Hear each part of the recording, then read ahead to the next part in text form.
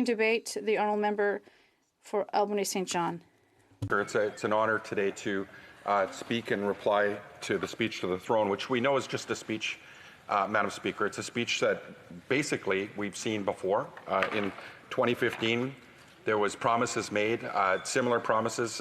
We can look at this speech from the throne. I think what we really got was a litany of broken promises from the Liberal Party on things that actually matter, that are important to Canadians, Madam Speaker. Especially, we've seen through this pandemic the gaps in the social safety net, and people are struggling right now. They're struggling to stay employed and to keep a roof over their heads and put food on the table for their families.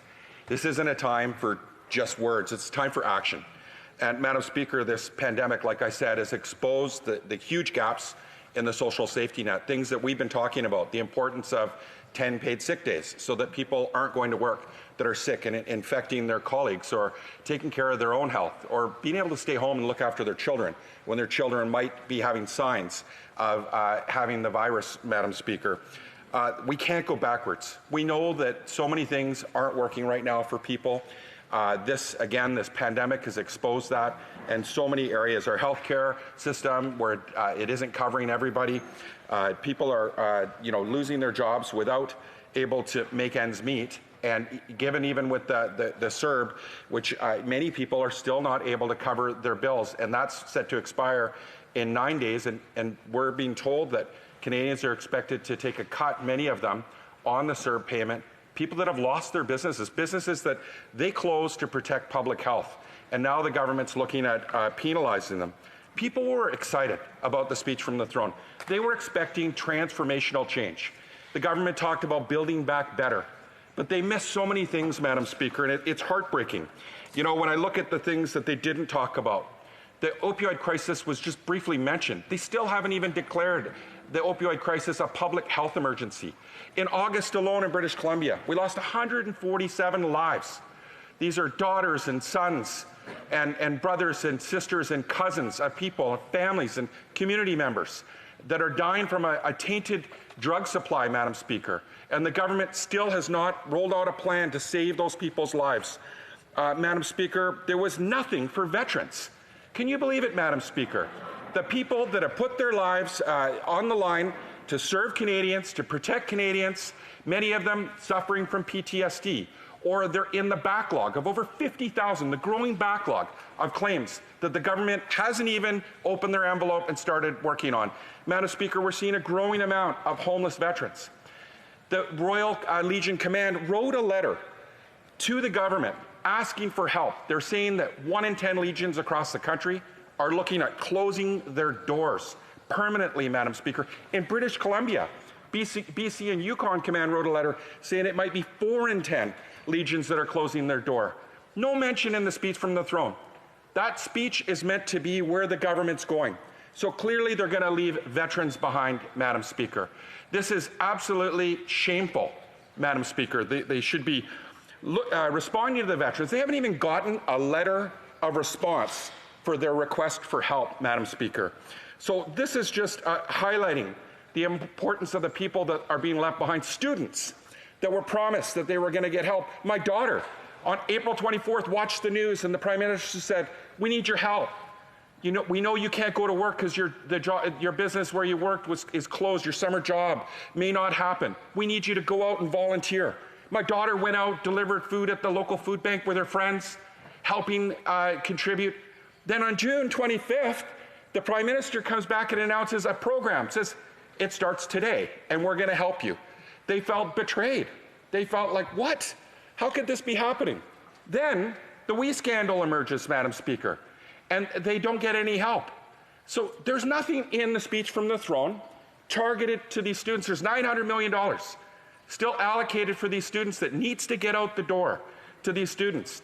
And if you do the math, then there's $450 that could go towards tuition, potentially to each student across this country. A lot of students don't know how they're going to get through the school year, Madam Speaker. No help from this government. They have questions. And, this is our future. This is important that we invest in them. Nothing about wild salmon, Madam Speaker. We have the largest salmon-bearing river in the world in the Fraser. Last year was half of the lowest recorded return in Canadian history, in recorded history. This year was half of that, Madam Speaker. We are losing our wild salmon. Nothing in the speech from the throne to address that. We need help. We need this government to understand the importance of salmon to British Columbians. And while I'm on British Columbia, Madam Speaker, my colleague from Vancouver East did a question on the order paper to find out how it's going on the national housing strategy and how that's rolling out for people. Well, I'll tell you in British Columbia how it's rolling out. We got 0.5% of the National Co-Investment Fund, of the $1.46 billion fund, and this is affirmed in a question on the order paper as I see people shaking their heads across the way. Just ask the homeless people right now how that's playing out for them. In our communities, it's real, Madam Speaker. No mention of Indigenous urban housing in the speech from the throne. 80% of Indigenous people live off reserve. Many of them are homeless, and they're not getting the help they need, Madam Speaker, from the federal government. And ask the province of BC, they know that they're not getting funding. This is also supported by the minister there that has been fighting hard to make sure people have a home in British Columbia. And we're building half of the non-market housing in the country right now in our province. And I'm very proud of our provincial government for the work they're doing. But they could be doing a lot more with the help from this government. Madam Speaker, there are so many things that are missing in this speech from the throne. There's still no fix for the commercial emergency rent assistance program. They're still relying on landlords. That's why they've only got a third of the money out the door, Madam Speaker. 15% of landlords have applied for the program. And the rest of the people, the tenants that need the help the most, they still haven't fixed the program so they can apply for it. I do applaud the government for responding to our request when we asked for the wage subsidy to go from 10% to 75%. We appreciate them working with us. Last week we sent a letter asking them to extend the wage subsidy. They honored that. These are very important supports for small business and medium-sized business across our country. And I urge the government to fix the commercial emergency rent assistance program. Madam Speaker, when it comes to Indigenous peoples, they say their most important relationship is Canada's Indigenous peoples. Yet, the missing and murdered Indigenous women and girls calls to justice document was tabled a year ago, over a year ago, Madam Speaker. And a constituent of ours, of my riding, Chantal Moore, died on the anniversary of that document being tabled, and the government had done nothing to respond to the calls to justice. They're still failing to address the Truth and Reconciliation Commission, Madam Speaker. And when it comes to respecting Indigenous rights, we can look to the New Chalmers court case where they've spent $19 million just on lawyers fighting them. No different than the Micmac, Madam Speaker. Right now, that, a court decision in 1999, the Marshall decision, and they're frustrated, Madam Speaker. They all only just want to go out and earn a moderate living. They just want to feed their families. They want to be on the water fishing, not in court, Madam Speaker. And this government does nothing in this speech from the throne about addressing that. They haven't resourced the tables. They send their negotiators to the table knowingly empty-handed. How is that? How is that treating your most important relationship? Well, people are living in terrible conditions, trying to figure out how they're going to feed their families. This is not honorable, Madam Speaker. They talked about planting trees. They haven't planted a tree since their last speech from the throne. Nothing. Clean energy. They haven't met a single climate target, Madam Speaker, that they set out. Not one. They talked about broadband. They promised that before. And we look at pharmacare. People are living in pain. They can't fill their prescriptions, Madam Speaker. They promised and promised. They promised this in 1997 under Jean Chrétien in the Red Book. And they're promising again today. Childcare. We learn from our colleagues and our friends from Quebec that have delivered a childcare plan across their province. And 70,000 women have been back to work. Their GDP's gone up 2%, mostly women, I should say. This is critical that they do this now, that we get action. No more talk, Madam Speaker. It's time and it's urgent.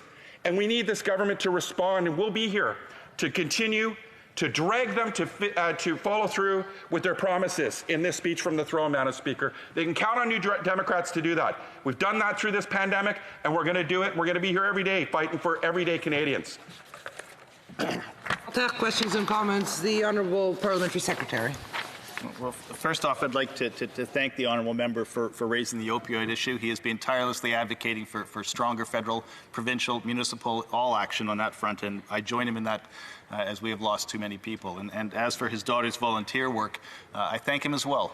It's not easy to get young people to volunteer in such a socially conscious way, and during the pandemic it put themselves and their families at risk, and that service is also to be acknowledged and thanked.